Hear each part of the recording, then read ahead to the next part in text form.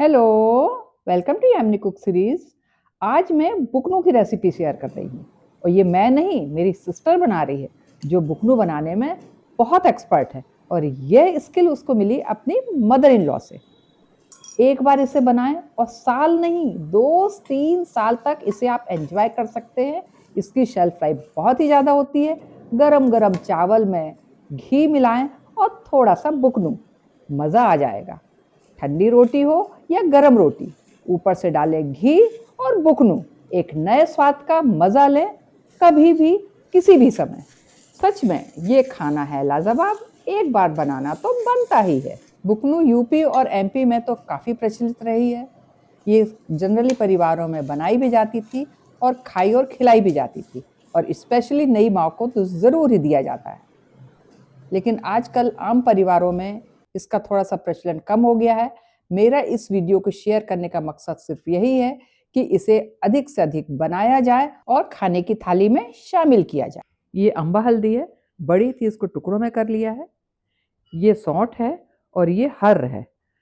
इसके बाद इसमें हमने डालेंगे, ये नमक है, ये काला नमक है, सादा नमक है और सेंधा नमक है, अजवाइन है और जीरा है। इसके अलावा इसमें हींग भी बहुत सारी डलेगी। हल्दी के छोटे छोटे टुकड़े कर दिए, फ्राई करने में इजी होगा। अब इस हल्दी को हमें डीप फ्राई करना है। सरसों का तेल से ही बनेगी। तेज आंच में डालना है, फिर गैस को स्लो करना है और धीरे धीरे इसको फ्राई करते जाना है। ये है मेरी सिस्टर जो बुकनू बनाने में एक्सपर्ट है। उसको ये जो स्किल है मिली है अपनी मदर इन लॉ से, और उन्हीं की रेसिपी है ये। इसकी बुकनू की जो रेसिपी है ना, बहुत ही बढ़िया है और ये जनरली अब सभी फैमिलीज में बनती नहीं है। तो ये हर साल बुकनू बनाती है और हम लोग को डिस्ट्रीब्यूट करती है। अपनी मदर इन लॉ की इस रेसिपी को वो बचा के रखी हुई है। और ये बुकनू बड़े तो बड़े बच्चों को भी बहुत अच्छी लगती है। आज ना 3 किलो हल्दी की बन रही है।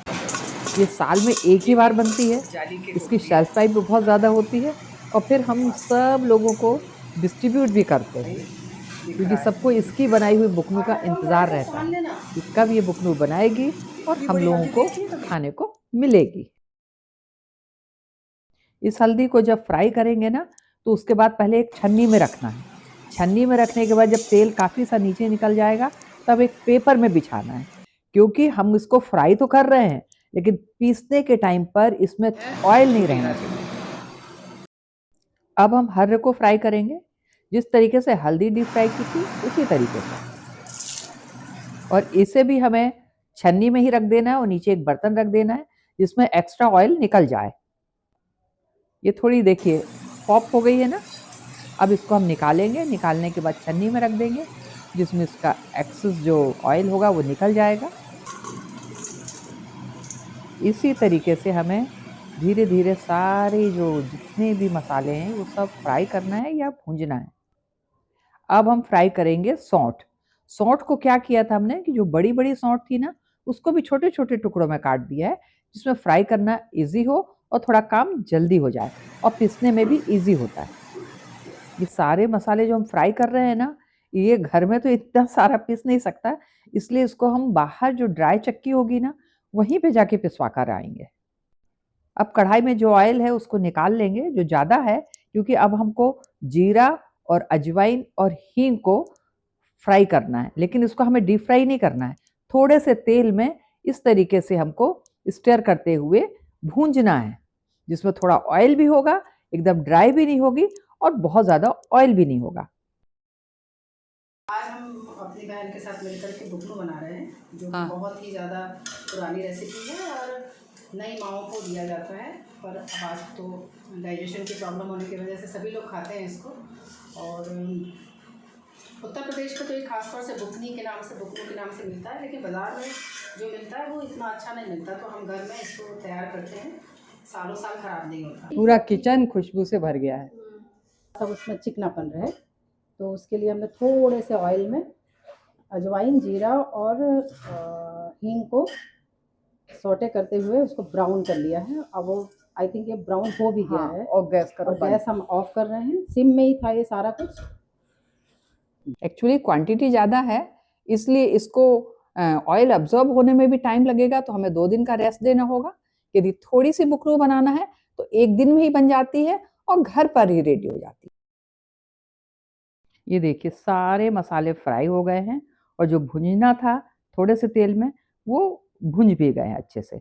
अब इनको ठंडा करने के लिए रखेंगे। इसमें क्या किया है, परात में तो हल्दी और सौंठ और हर्र को रखा है, और जो छोटे वाले मसाले जैसे हींग, अजवाइन और जीरा है, इसको एक अलग पॉट में रखा हुआ है। हमने जो है हल्दी बनाने के लिए, बुकनू बनाने के लिए हल्दी और सौंठ को जो फ्राई करके रखा था, तो आज तीसरा दिन है। देखिए इसका पूरा ऑयल निकालना होता है, तो इसमें हम इस पेपर को बदल देंगे आज। तो जो भी जितना रिमेनिंग पार्ट ऑफ ऑयल होगा वो उसमें सब एब्जॉर्ब हो जाएगा। तो हमें बेसिकली इसको एकदम इतना ड्राई कर देना है कि जिससे कि ये चक्की में पिस जाए, नहीं तो पता चला चक्की में पूरा जो चिपक जाएगा। चूँकि मसालों में ज़्यादा ऑयल नहीं होना चाहिए, तो इसका रोज़ हमें पेपर भी बदलना है। तो ये जो मेरी सिस्टर है ना, रोज़ इसका पेपर बदलती जा रही है। देखिए इस तरीके से, जिसमें जो एक्सेस ऑयल है, वो हटता जाएगा अब हमारे मसालों से। जिससे जो बुकनू बनेगी उसमें भी ज़्यादा ऑयल नहीं होगा और चक्की में पीसना भी ईज़ी होगा। जब ज़्यादा ऑयल होगा ना, तो चक्की जो है चलती नहीं है ठीक से, चिपकने लगती है। और ये 2-3 दिन में मसालों को जितना ऑयल लेना होता है, वो ले लेते हैं। चक्की से बुकनू पिस के आ गई है। अब जो रेशियो दिया है, उसके अनुसार इसमें तीनों नमक मिक्स करके रखना है और छान देना है। छानने के बाद उसको एयर टाइट जार में, ग्लास का जार हो तो ज़्यादा बेटर है, स्टोर करके रखें। ये सालों साल, इवन 2, 3, 4 साल तक भी ख़राब नहीं होती है। एक बार इस रेसिपी को ज़रूर ट्राई करें, और जब टेस्ट करेंगे तभी इसके फ़ायदे और टेस्ट के बारे में जान पाएंगे। एक बार ज़रूर बनाएं। मेरा चैनल लाइक करें, सब्सक्राइब करें, शेयर करें। Thank you, thank you, thank you.